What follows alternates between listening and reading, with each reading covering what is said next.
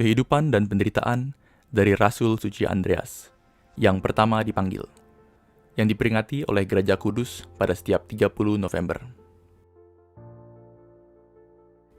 Sang Suci Andreas, yang pertama dipanggil sebagai Rasul Kristus, adalah anak seorang Yahudi bernama Yonah, dan sebagai saudara dari Sang Suci dan unggul Rasul Petrus. Dia seorang asli Bethsaida, kota orang Galilea. Mengesampingkan kemegahan dunia ini dan memilih hidup membujang daripada berumah tangga, dia menolak untuk masuk dalam keterikatan perkawinan. Dan ketika mendengar kalau Sang Suci Pembuka Jalan Yohanes memberitakan pertobatan di tepi sungai Yordan, maka dia meninggalkan segala sesuatu, pergi kepadanya dan menjadi muridnya. Ketika Sang Suci Pembuka Jalan menunjuk kepada Yesus pada saat dia lewat, berkata, "Lihatlah anak domba Allah." Jana Suci Andreas bersama dengan murid Yohanes lainnya, yang banyak ahli memperkirakan itu adalah Yohanes pengabar Injil, meninggalkan Sang Pembuka Jalan, lalu mengikuti Kristus. Dia mencari saudaranya, Simon Petrus, dan berkata padanya, "Kami telah menemukan Sang Mesias, yang adalah Kristus." Lalu, dia membawa Petrus kepada Yesus. Setelah itu, ketika dia sedang menangkap ikan bersama Petrus di tepi pantai laut Galilea, dan Yesus memanggil mereka, berkata, "Ikutlah aku, dan aku akan menjadikanmu penjala-penjala manusia." Andreas dengan segera meninggalkan jaringnya ketika dia mendengar panggilan Tuhan, lalu mengikuti Kristus bersama saudaranya, Petrus.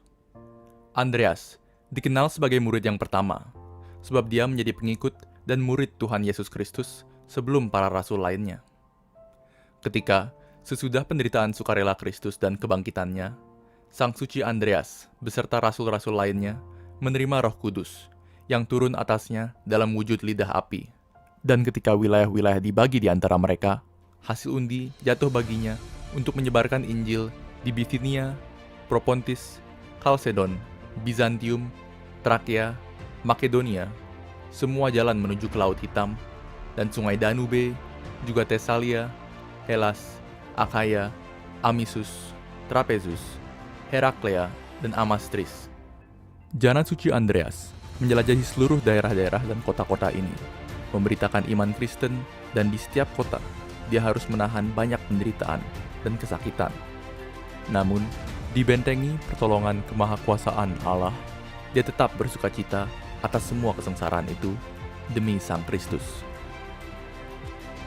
Di Amisus, sebuah kota di timur Laut Hitam, dan diperkirakan lebih dari 76 mil dari Sinope, di sana Sang Rasul menemukan banyak orang Yahudi yang digelapkan dengan kebodohan spiritual dan menjalani hidup yang tidak saleh. Namun demikian, orang-orang Amisus ini suka menunjukkan keramah tamahannya. Mereka akan menerima semua pengelana asing ke dalam kota maupun rumah mereka, dan akan melayani mereka semampunya. Maka, ketika Sang Suci Andreas memasuki Amisus, dia diterima oleh beberapa orang Yahudi. Sang Suci lalu berpikir bagaimana dia bisa untuk membuat percaya sejumlah besar penduduk.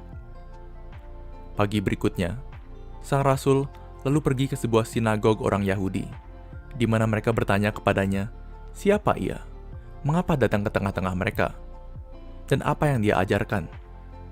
Sang Suci Andreas menguraikan dengan sangat rinci tentang pengajaran juru selamat kita, dan tentang Musa, dan tentang para nabi, lalu menunjukkan bahwa Yesus adalah Sang Mesias, sebagaimana dinobatkan para nabi, dan bahwa dia datang untuk menyelamatkan umat manusia. Lalu, oh sangat ajaib, firman Kristus yang telah bersabda, "Aku akan membuatmu menjadi penjala-penjala manusia." Digenapi, orang-orang Yahudi itu mendengarkan kata-kata dan pengajaran Sang Rasul Kristus, dan seketika bertobat, percaya, lalu dibaptis menjadi orang Kristen. Hamba-hamba Tuhan kita. Mereka membawa kepada Sang Rasul semua yang sakit, dan dia menyembuhkan penyakit apapun yang menimpa mereka.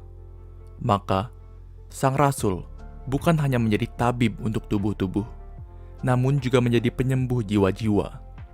dia mendirikan sebuah gereja di tempat itu dan mentahbiskan satu di antara mereka menjadi imam. Dari Amisus, dia berangkat ke Trapezus, di mana dia mengajar dan membaptis dan mentahbiskan para imam. Demikian juga dia lakukan di Laziki, di mana orang Yunani dan Yahudi yang tak terhitung banyaknya dimenangkan bagi Kristus.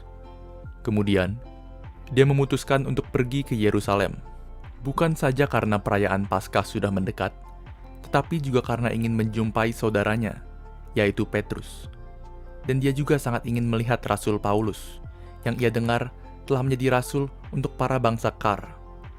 Jadi, dia lalu kembali ke Efesus bersama Rasul Yohanes sang teolog, yang hasil undinya menugaskan bekerja di kota itu. Namun, ketika dia sampai ke tempat itu, dia menerima penglihatan dari Tuhan yang memerintahkannya untuk pergi dan mengabarkan Injil di Bitinia. Langsung, dia berangkat dan memasuki kota Nikea, di mana dia melihat banyak orang Yunani dan orang Yahudi, lalu mengajar dan melakukan mujizat-mujizat, sehingga mereka menjadi percaya kepada Kristus. Dia menyembuhkan banyak orang sakit saat itu juga, dan dengan tongkat besi miliknya, yang terdapat lambang salib di atasnya, dia mengusir binatang-binatang buas yang memangsa penduduk dan membunuh beberapa di antaranya. Terlebih lagi, dia menghancurkan pondasi kuil-kuil pagan dari dewa-dewa palsu Aphrodite dan Artemis. Orang-orang Yunani yang menentang pengajaran sang rasul jadi dirasuki oleh roh-roh jahat yang masuk ke dalam tubuh dan menyiksa mereka sebagai akibat atas ketegaran dan ketidakpercayaan mereka. Dan roh-roh itu sedemikian menjengkelkan mereka, lalu mulai menggerogoti tubuh mereka sendiri. Namun, Andreas, murid dari dia yang datang untuk menyelamatkan pendosa, merasa kasihan pada mereka, lalu mengusir setan-setan itu dari mereka. Dan, oh ajaib, orang-orang itu menjadi percaya, lalu dibaptis. Sang rasul tinggal sementara selama 2 tahun di Nikea, dan mentahbiskan seorang imam untuk kota itu.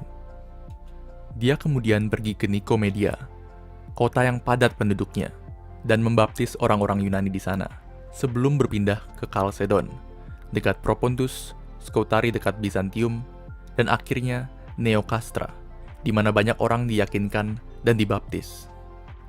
Dia juga melakukan perjalanan ke Ponto Heraklea, dan dari sana ke Amastrida, suatu kota di provinsi Bithynia, dan wilayah-wilayah sekitarnya. Mentahbiskan imam-imam di sana, lalu pergi ke Sinope, suatu kota di Pontus, di mana disebutkan bahwa Rasul Petrus, saudaranya, mengunjunginya.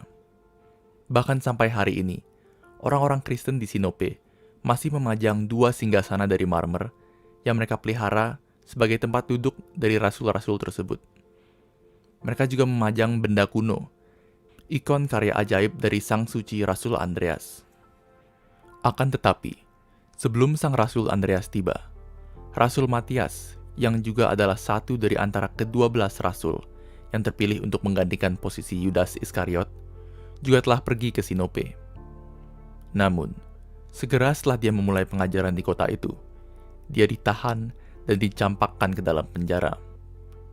Ketika sang Rasul Andreas tiba dan mendengar bahwa koleganya di penjara, dia berdoa untuknya. Dan seketika itu juga, belenggu yang mengikat Matias langsung terlepas, dan pintu penjara pun terbuka sehingga dia bebas.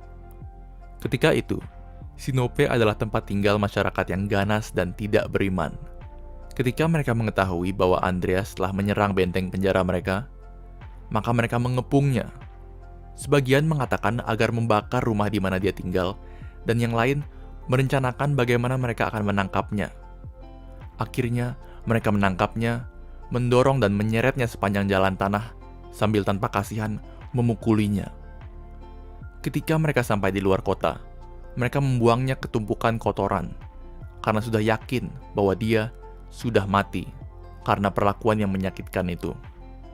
Namun, sang rasul mampu bertahan atas semua siksaan tersebut dengan sabarnya, sama seperti tuannya, yaitu Sang Kristus. Dan Tuhan tidak mengizinkan muridnya tersiksa dan diperlakukan salah, sehingga dia menampakkan diri padanya, menyembuhkan, dan menasehatinya agar tetap kuat hatinya.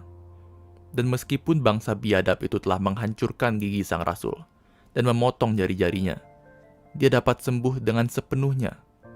Lalu, Tuhan memberkatinya dan memberitahu dia agar tidak kendor semangatnya untuk tetap mengajar dan meyakinkan orang-orang yang tidak beriman tersebut agar menjadi orang percaya. Lalu, sang juru selamat kembali ke surga. Esoknya, pagi-pagi benar, sang rasul masuk ke Sinope lagi. Dalam keadaan sehat, tidak ada tanda-tanda luka ataupun memar-memar di tubuhnya. Air mukanya penuh dengan sukacita dan kegembiraan. Warga kota menjadi sangat heran atas ketahanan manusia istimewa itu dan mukjizat agung yang telah dibuat Kristus. Padahal, mereka telah yakin Andreas sudah mati. Tetapi, sekarang, semua menyaksikan bahwa luka-lukanya itu telah lenyap dalam semalam. Dan oleh karena itu, mereka bertobat dan bersujud di kaki Andreas, memohon pengampunan darinya. Kemudian, dia mengajar mereka tentang firman kebenaran, lalu membaptis mereka dalam nama Sang Bapa, Sang Putra, dan Sang Roh Kudus.